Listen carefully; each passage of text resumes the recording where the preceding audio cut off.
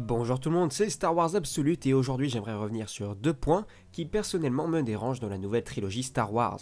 Bon, vous l'aurez compris avec le titre, mais nous allons donc revenir sur le traitement de Snoke qui selon moi est raté et également sur la révélation des parents de Rey. Bon, bien sûr il ne faut pas oublier que l'épisode 9 a encore la possibilité de modifier certains points, mais bon je vais quand même tenter de vous expliquer mon point de vue.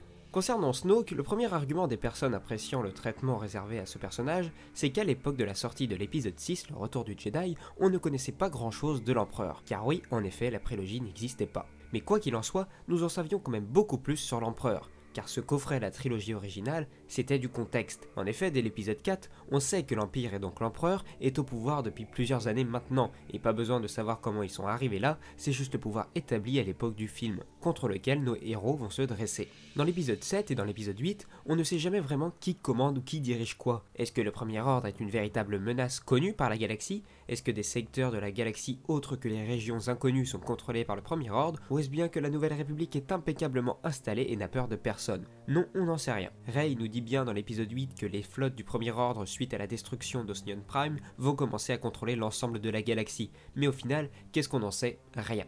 L'histoire et donc les films ne se concentrent donc qu'exclusivement sur les personnages, ce qui ne laisse donc qu'une place minime au contexte. Autre point que j'aimerais aborder, mais le Premier Ordre est arrivé 30 ans après l'épisode 6 au pouvoir. À l'époque, quand on regardait les épisodes 4, 5 et 6, on ne se posait pas forcément la question de ce qui s'était passé avant, puisque l'Empire est déjà au contrôle au début du film. Et comme je vous l'ai dit plus tôt, au début du 7, on ne sait pas qui commande, ou tout du moins ne visualise pas bien qui est au contrôle. Or là, le 7 se passe 30 ans après la victoire des rebelles, qui ont sans trop tarder instauré la Nouvelle République.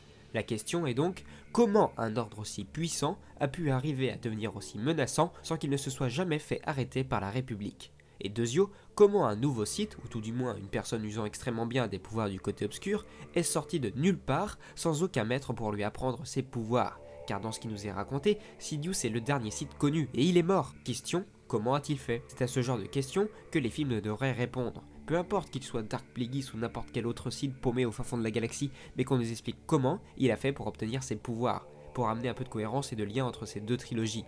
Mais on a un peu l'impression que l'arrivée des flashbacks dans la saga pourrait permettre d'apporter quelques réponses à tout cela, et qui sait, peut-être que via Kylo dans l'épisode 9, nous aurons droit à de plus amples explications sur qui est réellement Snoke et comment il en est arrivé là, en tout cas je l'espère. Et concernant Rey, je ne vois pas pourquoi on a cherché à nous faire poser des questions concernant ses parents, si ce n'est pour nous teaser quelque chose qui finalement, si les paroles de Kylo dans le 8 sont vraies, allait forcément nous décevoir.